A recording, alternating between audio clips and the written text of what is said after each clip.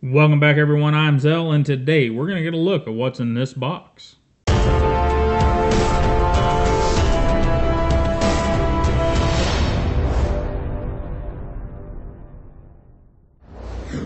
Alright guys, inside the box we have a Sniper FL, which is a Sniper Frame Lock Edition. This is number 733 of 1000, and it is the Sniper with stainless handles. It does have a D2 blade. And, of course, in the Brous thing, we get the little, what do you call this stuff? Desiccant. And you get the little card with your tool on it. Very nice. Jason always does a real good job of getting you the right stuff. And what do we get with our Sniper Frame Lock Edition? Well, first off, this is the NRA Special Edition of 1000. And if you are one of the patrons, this is the first giveaway knife. If you are at patron level 2 or above, the Toothy Edge group, this knife will be given away about the time this video goes out or somewhere thereabouts to one of those individuals.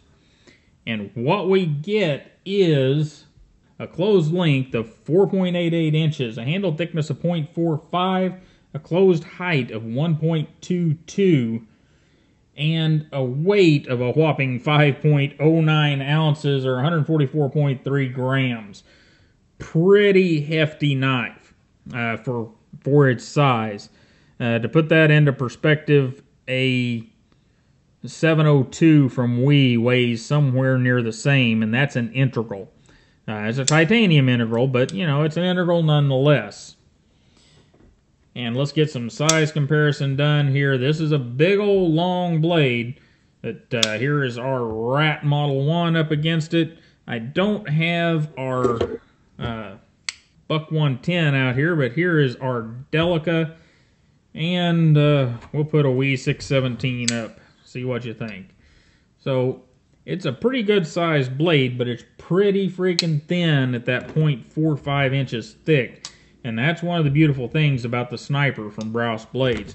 And while we've got the blade open, let's get a look at it.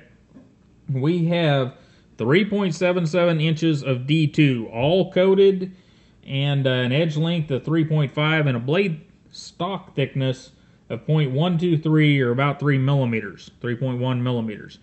And it's hollow ground, it's a thin blade, makes it a good slicer. We have a pretty good sharpening choil. It's not perfect, but pretty close. And it's actually fairly evenly ground. I have not sharpened this one because it'll be given away to the patrons. And it is a limited edition. I didn't want to sharpen it, and if they're a collector, mess that aspect of it up.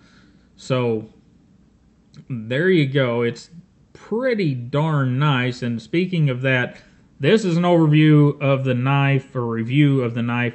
And I haven't really put it through its paces. I have had a Sniper in the past, the aluminum model, but I didn't want to mess this one up for whatever patron ended up with it. So there you go.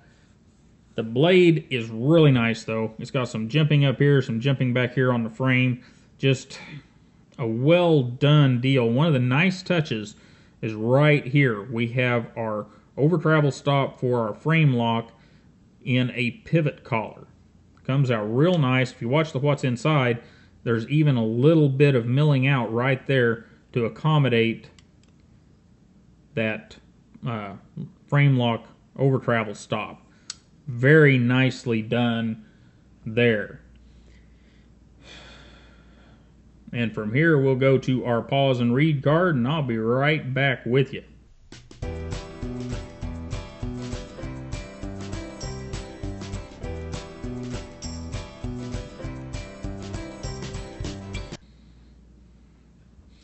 Alright, mechanics. Brous claims to have their own proprietary bearing system. If you look at what's inside, their proprietary bearing system is pretty much like everybody else's bearing system, and it's just a set of steel cage bearings. Now, having said that, this knife runs pretty smooth for the way they've got it set up. Once again, I'll refer you to the what's inside video because you really need to see. They've got the bearings setting directly on the coated stainless steel of the handles, And this knife was pretty much new whenever I got it from the Fat Man. And what little bit of goofing around I've done with it sitting over here at the desk, that coating has started to wear off. And of course, the more coating wears off, the smoother the knife is. So if somebody wins this knife and they use it quite a bit, it's going to become a super smooth knife. It's just okay right now. And as we look around the knife, the way they built it, we've got nice spools right here. We have our 733 of 1000 right there. But the most impressive part is our show side scale is devoid of any fasteners with the exception of the pivot. And the way that Jason has achieved that is we have these little T6 screws right here, and they're really long. They go through these spools, and then they have bottom tapped this side of the scale. So run a flat bottom tap in there, and you can, I don't know, there's probably 5 or 6 threads going in here. Now they're vibratided in. They seem to hold just fine. Jason generally does a really good job selecting his screws and cutting his threads, so I don't suspect that to be any sort of problem. Another cool aspect of this as we get it in the pocket is the way the pocket clip works. I'll get the Levi's up here and then we'll look at that. That pocket clip folds around the end of the knife, and then there's 2 screws on the inside of the knife that hold that pocket clip in place. So it is not switchable. It is tip up right hand only, and I think Jason ought to include the holes on the other side to do that. And that's kind of how it goes in the pocket. It is pretty tight. If a person was to use it some, it would probably loosen up quite a bit, but right now it's really tight. But one of the cool things about the Sniper design is how it does fit in the pocket. It's like a WE 702, like a 0452 from Zero Tolerance. It's narrow this way in the pocket. It hides that big old blade pretty well, and we should probably look at the flip up on that pocket clip, which is not going to be a great deal. So shouldn't be a problem, but it is one of those Brous pocket clips that's not going to fit in thick jeans. I guarantee you that. And our flipper tab is shaped the right way to stay out of your way or push out of your way as you put your hand in your pocket, and it's not jimped at all, so no problems there. The only issues this knife has are weight, and it just needs to be broke in. Ergonomically, the Sniper is one of those knives that has a nice, simple handle design. We got some jimping here, jimping across here. Locks you in pretty good right there, but doesn't keep you from holding the knife in any other grip and being effective. I really like this design. My only issue with it is the weight for the most part in that pocket clip. I wish the pocket clip was a bit more accommodating, but that's kind of a Jason Brous thing. He hasn't learned how to do pocket clips that will accommodate any various pant sizes yet, so we'll just have to wait around for him to do that, I suppose. But action-wise, we talked about that a little bit already. It is very good and getting better.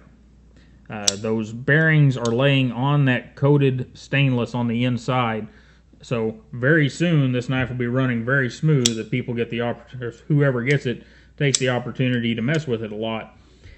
And let's kind of gather this all up, put it in one big ball of wax.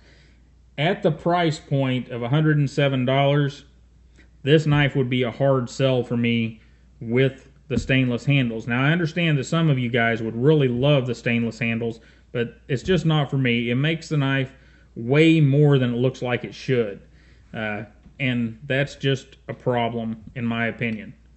So, very nice knife, hindered by weight and hindered by a kind of a pocket clip with a very nice design, but it needs a better bend to it. Now, at the price I ended up purchasing this knife for from the Fat Man, you bet I'd buy dozens of them every day. But at its normal price of about $107, there are better options out there. In fact, there's a better option. There's a better option.